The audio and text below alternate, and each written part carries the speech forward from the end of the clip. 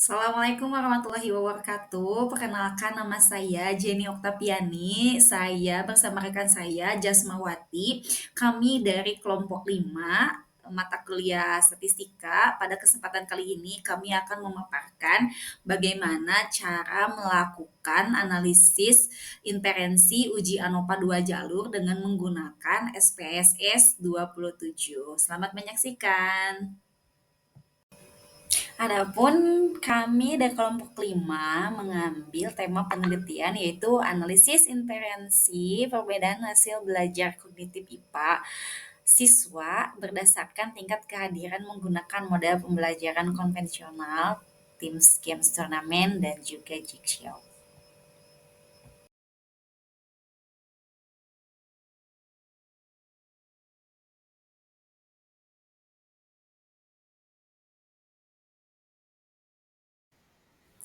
Adapun metode penelitian yang kami gunakan di sini adalah dengan menggunakan pendekatan kuantitatif dengan desain eksperimen semua atau kuasi eksperimen. Nah, desain eksperimen yang digunakan adalah non-equivalent control group design yang melibatkan tiga kelompok perlakuan yang berbeda, yaitu model pembelajaran jigsaw, Teams Game Turnamen atau TGT, dan konvensional. Nah, penelitian ini menggunakan uji ANOVA 2 jalur atau two-way ANOVA karena terdapat dua faktor atau variabel yang harus dianalisis, yakni faktor model pembelajaran dan juga faktor tingkat kehadiran siswa yang dikategorikan tinggi, sedang, dan rendah.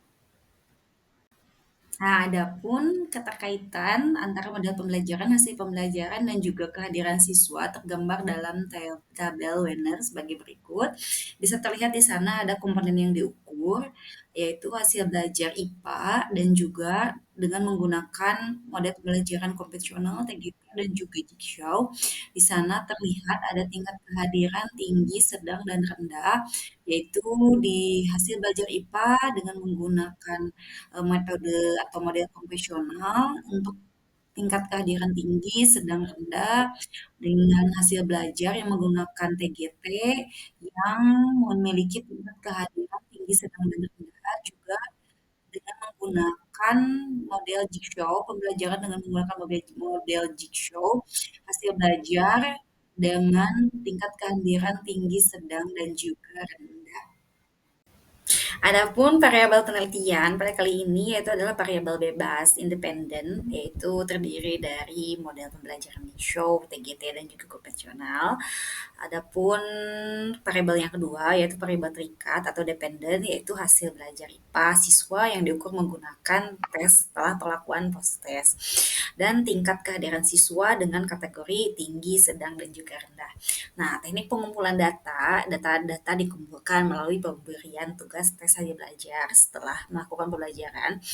Nah, ini dilakukan dengan beberapa kali pertemuan sehingga nanti diperoleh siswa dari ketiga kelompok TGT, Jigsaw, dan juga konvensional yang kemudian data tersebut diolah untuk menentukan perbedaan rata-rata dari hasil belajar mereka.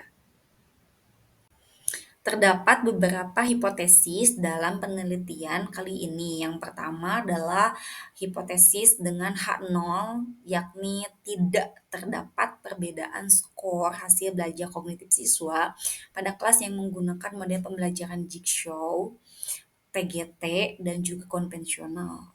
H1-nya yakni terdapat perbedaan skor hasil belajar siswa yang menggunakan TGT, Jigsaw, dan konvensional.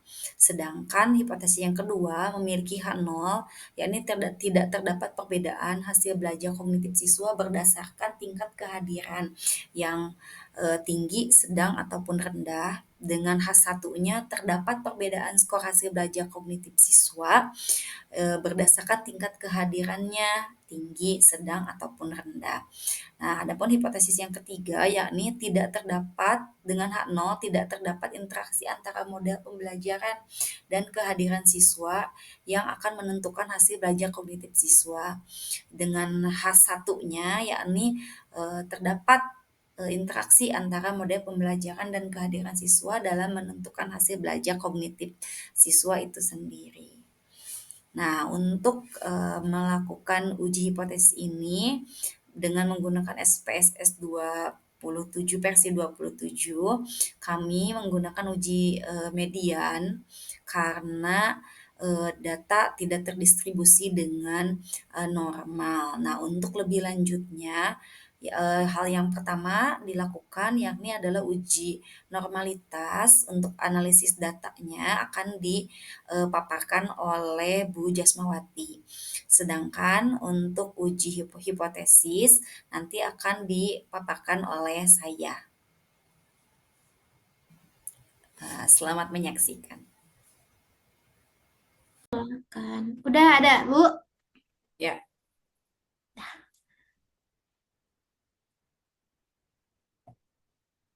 Oke. Bismillahirrahmanirrahim. Langsung ya, Bu ya.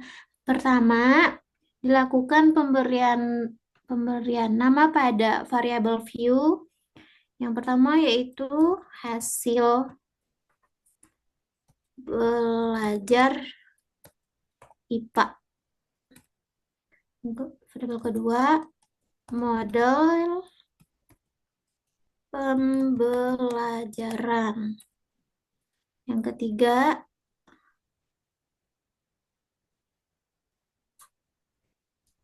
tingkat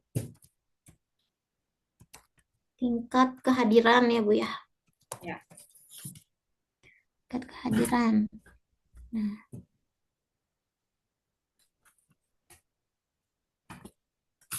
pada values di model pembelajaran, kita berikan nama dan label. Ya, betul. Kode 1 untuk pembelajaran konvensional. Lalu F untuk pembelajaran TGT. Lalu di add. Dan yang terakhir yaitu yang ketiga dengan model pembelajaran Jigsaw. Lalu di add. Maka di sini terdapat 3 model pembelajaran yang digunakan. Nah, sedangkan pada label untuk tingkat kehadiran siswa diberikan juga 3 label karena terdapat 3 kategori. Yang pertama, kategori tinggi dengan kode 1, lalu di add. Kode 2 untuk kategori sedang. Yang terakhir, yang ketiga untuk kategori rendah.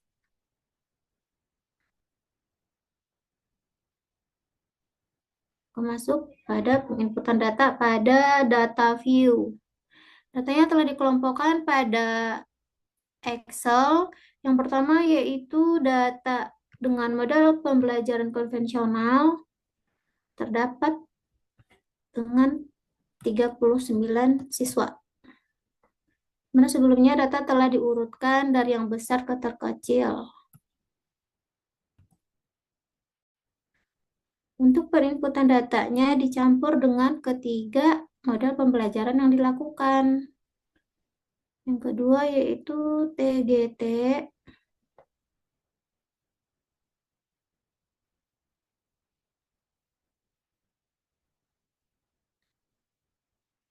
Di copy juga datanya ke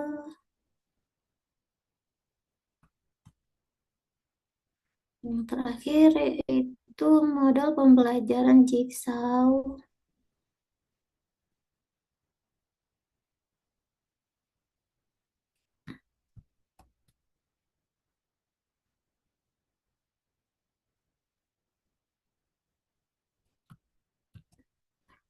Dengan jumlah siswanya jadi 116. Untuk model pembelajarannya karena yang pertama menggunakan kode 1 yaitu konvensional. Kita kopikan juga.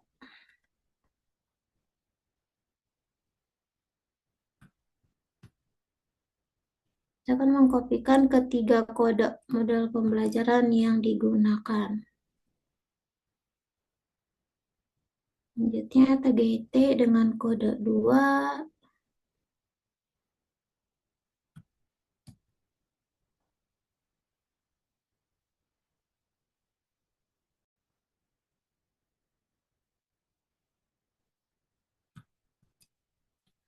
Karena semua data telah pindah pada program SPSS, langkah pertama yang dilakukan yaitu uji normalitas data. Langkah yang pertama yaitu pada klik analyze lalu descriptive statis. Salah.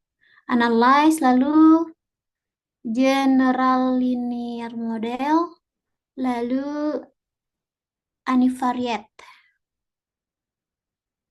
Nah, untuk hasil belajar dipindahkan kepada kotak dependen. Lalu pada model dipindahkan kepada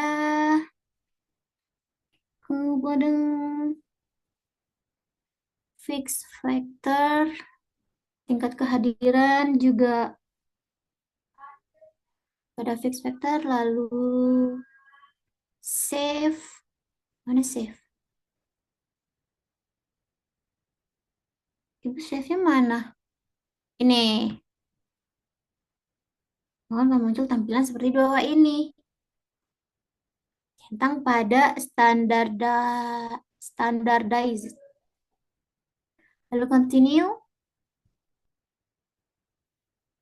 Oke, centang pada faktor level together. Wah, nih, karena kita akan melakukan uji normality, maka dicentang pada normality plot with test. Lalu continue. Dan oke. Terusnya muncullah data. Data normalitas data. Data normalitas data. Data normalitas nih. Karena diperoleh nilai signifikansinya sebesar 0,00, maka kecil dari 0,05 dan Ditampilkan dulu disimpulkan. hasilnya. Belum muncul ya, Bu? Ini. Belum muncul. Nah, kita akan tampilkan dulu yang hasil dari test of normality-nya. Bisa di share screen. Padahal udah nih, aku stop dulu nanti ulang lagi.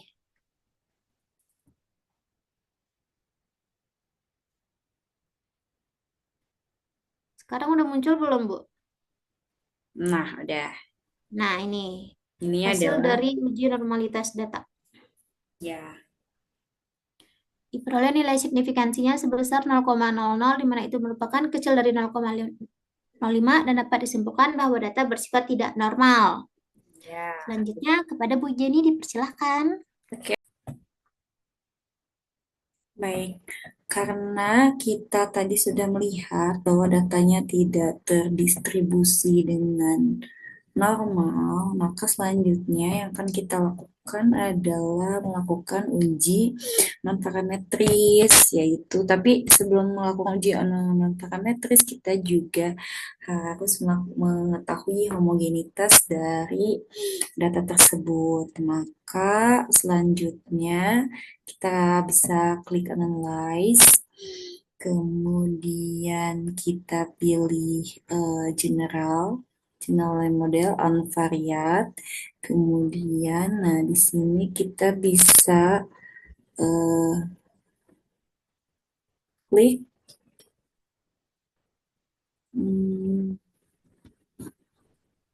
save. Nah di sana kita hilangkan standarisnya, kemudian continue. Kemudian kita buka plots. Nah, di plots kita pindahkan untuk model pembelajaran ke kotak separate. Model pembelajaran ke kotak separate lines. Kemudian untuk kehadiran siswanya kita pindahkan ke horizontal axis-nya seperti ini. Kemudian apabila sudah, kita tinggal continue saja. Kita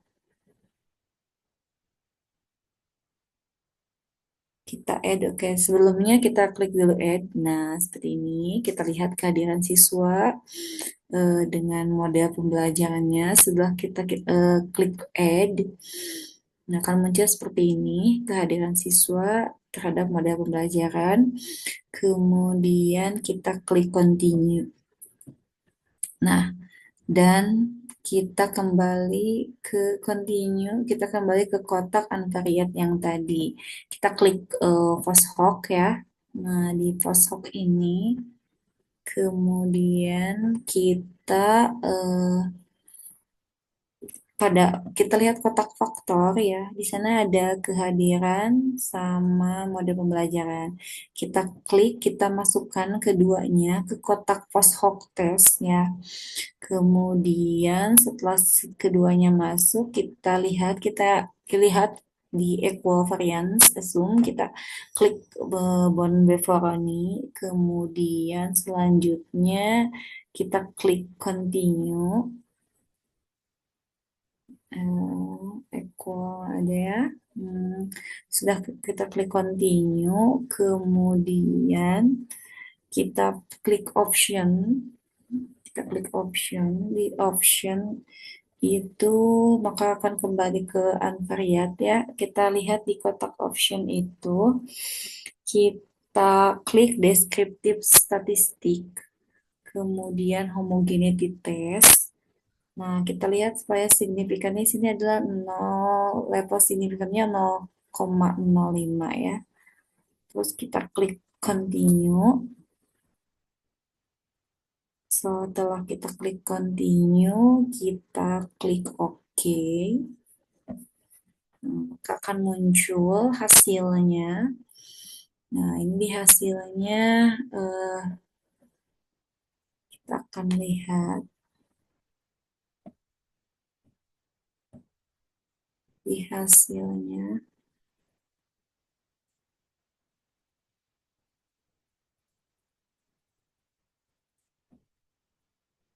Between contact subject. Mana ya?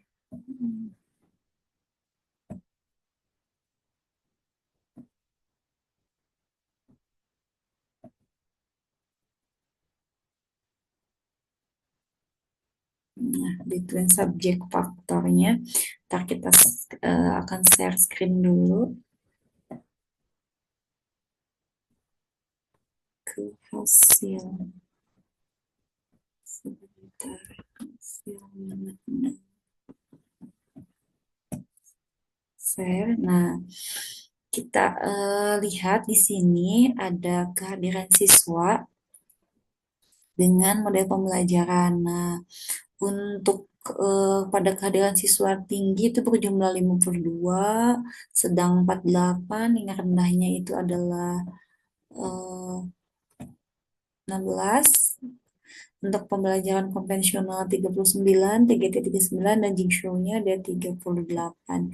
Kemudian di deskriptif statistiknya kita bisa lihat means yang konvensional itu berada di rata-rata 83,7, TGT 85,8, Jigsaw 85,8, nah dengan rata-rata nilai 84,9 ya. Nah, kemudian sedangkan untuk tingkat kehadiran siswa yang sedang, itu kata-kata untuk konvensionalnya adalah 73, TGT 70, Jigsaw juga 70. Sehingga bisa dirata-ratakan adalah 71,1 ya. Nah, sedangkan untuk yang konvensional itu ada 55, di tingkat rendah TGT 60, dan Jigsaw 50. Sini terdapat total atau rata-rata range-nya adalah 74,487. Jadi kalau kita lihat rata-ratanya di sini untuk modal pembelajaran untuk kategori sedang dan rendah itu memiliki rata-rata yang hampir sama, yakni 71 dan 74. Selanjutnya, nah ini menunjukkan bahwa hasil belajar yang hasil belajar pada model pembelajaran konvensional di siswa yang kehadirannya tinggi itu adalah tadi ya 83, Untuk hasil pembelajaran TGT 85, Jigsaw 85, sehingga ke rata-rata totalnya ada 84. Yang sedang juga 73, 70, 70, sehingga totalnya 71 untuk rata-ratanya. Yang rendah 55, 60, 50, total di rata-rata adalah 56,25. Nah, ini untuk totalnya kita bisa lihat di sini rata-rata akhirnya adalah konvensional 74, TGT 76, dan Jigsaw 75. Ini semuanya memiliki rata-rata yang hampir sama, hampir tidak memiliki perbedaan ya. Nah, selanjutnya secara keseluruhan berarti di sini dari min hasil belajar PAI pada mode pembelajaran konvensional, TGT, dan Jigsaw itu berarti memiliki rata-rata 74, 76, dan 75 dengan rata-rata nilai tersebut adalah 75,25. Nah, itu berada di 70 ya 75,25. Nah, sedangkan kita lihat yang selanjutnya adalah Levin test of error variance-nya. Kita bisa lihat di sini ada nilai signifikan yang lebih kecil daripada 0,01. Hal ini menunjukkan bahwa jika nilai signifikansi lebih kecil daripada 0,05, maka data dikatakan tidak homogen.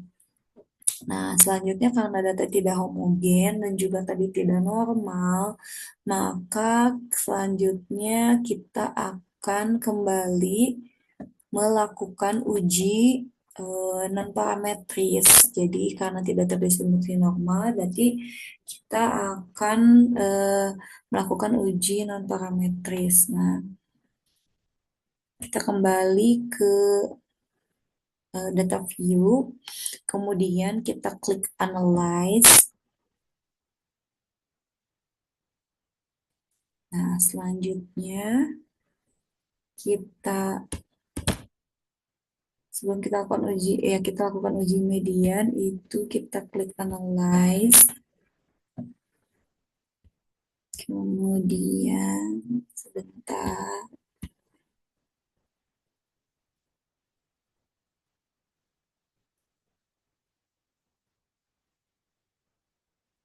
Oke, sebentar ini di save. Nah,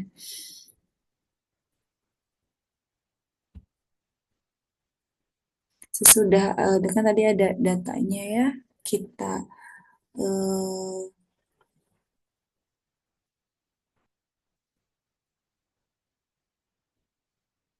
kita lakukan uji median. Nah, ini langkah-langkah untuk uji median adalah yang pertama eh, kita klik analyze, terus klik non parametric test, kemudian kita pilih legacy dialog,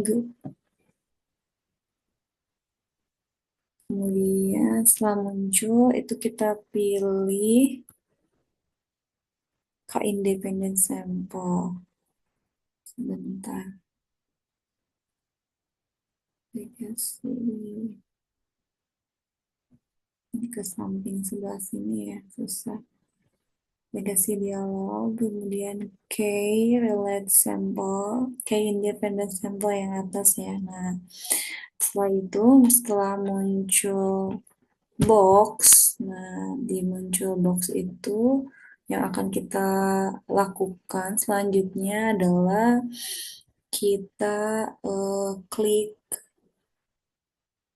kita bisa pindahkan yang hasil belajarnya itu ke tes variabilis, kemudian kita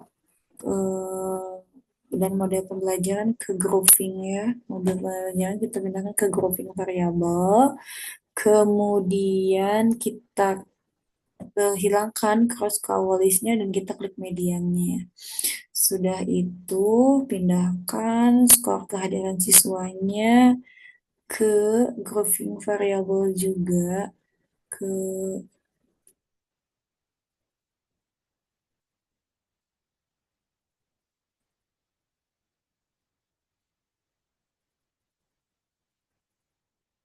Nah, sudah tes variabel di setiap belajar, grouping variabel model pembelajaran. Kemudian kita klik define range. Ini yang tadi media uji median ya.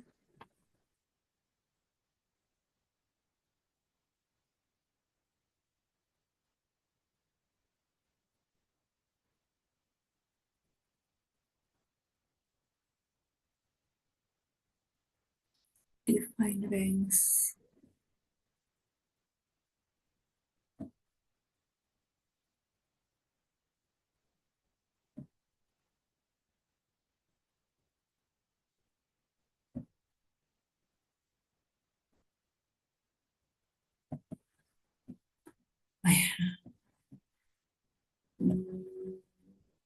Nah, setelah muncul define range, maka kita tuliskan minimumnya angka 1, maksimumnya itu angka 3. Kemudian kita klik maksimumnya kita tulis 3, kemudian kita klik continue. Nah, akan kembali ke sini, ke tabel yang sebelumnya. Kemudian pada tabel yang tadi, kita hilangkan ya kurskawalisnya, terus kita klik Gmediannya, kemudian klik OK. Nah, akan muncul di sini hasil dari n-variant testnya. Kita share dulu n-variant testnya.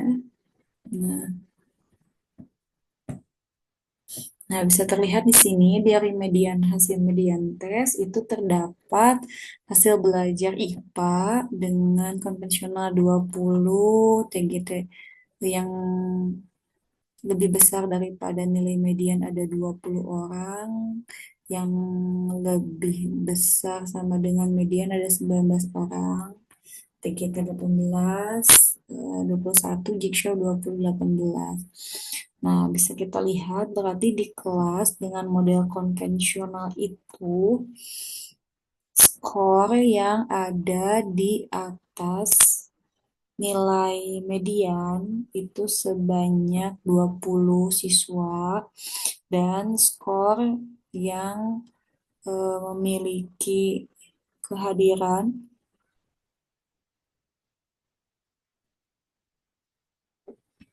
dan skor yang berada di bawah atau sama dengan median itu ada 19. Nah, di sini tadi nilai mediannya itu adalah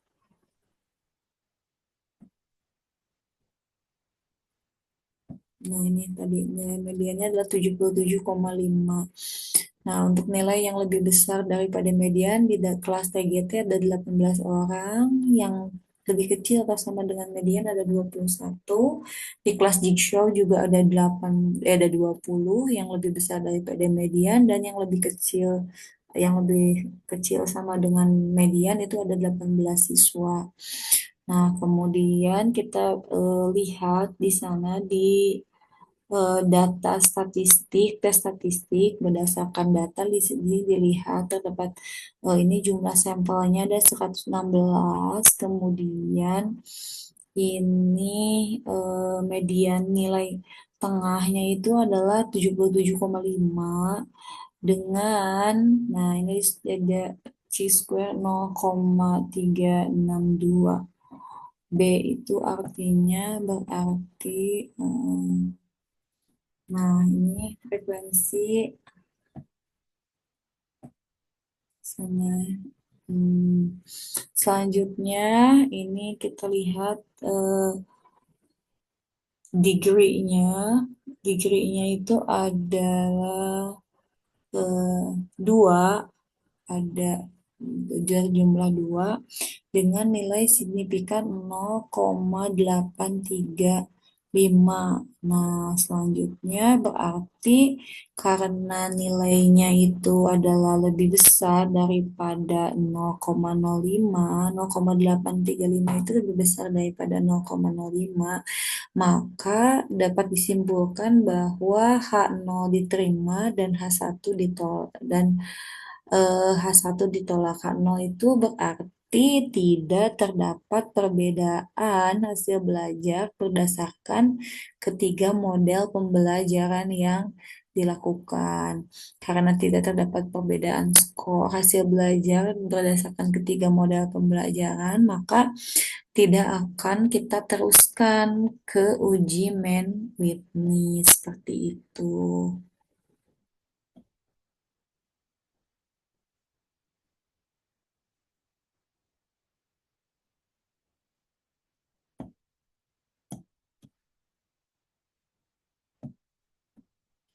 Nah, seperti itu.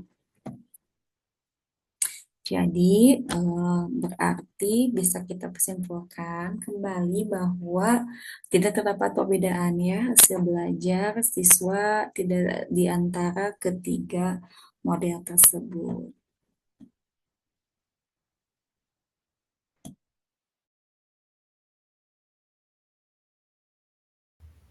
Nah, berdasarkan hasil analisis menggunakan SPSS yang sudah dilakukan, yaitu uji normalitas dan juga uji median, maka didapatkan hasil belajar siswa yang mengikuti tiga model pembelajaran berbeda, yakni model pembelajaran konvensional, kooperatif tipe GT-GT, dan kooperatif tipe Jigsaw itu diperoleh nilai signifikansi sebesar 0,835 yang merupakan nilai yang lebih besar daripada 0,05. Nah, hal ini menunjukkan bahwa tidak terdapat perbedaan yang signifikan pada hasil belajar IPA antara ketiga model pembelajaran tersebut. Nah, hal ini juga dikarenakan pada model kooperatif TGT, Jigsaw itu dilakukan pada hari yang sama dengan jam yang berbeda, sehingga peneliti menyimpulkan bahwa meyakini ada faktor lain yang turut serta mempengaruhi keefektifan dari ketiga model pembelajaran tersebut. Selanjutnya, hasil analisis data untuk melihat perbedaan hasil belajar kognitif siswa berdasarkan tingkat kehadiran diperoleh juga hasil bahwa tidak terdapat perbedaan hasil belajar kognitif siswa berdasarkan tingkat kehadiran tinggi, sedang, dan juga rendah. Adapun temuan yang penulis dapatkan mengenai tingkat kehadiran siswa pada pembelajaran yang berlangsung tidak memberikan dampak yang signifikan, mengingat bahwa listrik statis itu adalah konsep kelistrikan yang membutuhkan hitungan atau pengetahuan prasyarat matematis gitu untuk menghitung gaya listrik. Nah, hal tersebut memerlukan penguasaan konsep matematika yang baik. Jadi meskipun siswa itu dalam pembelajarannya itu selalu hadir, akan tetapi hasil kemampuan kognitif mereka tidak terlalu berpengaruh secara signifikan mengingat ada pengetahuan prasyarat yang harus dipenuhi. Seperti itu.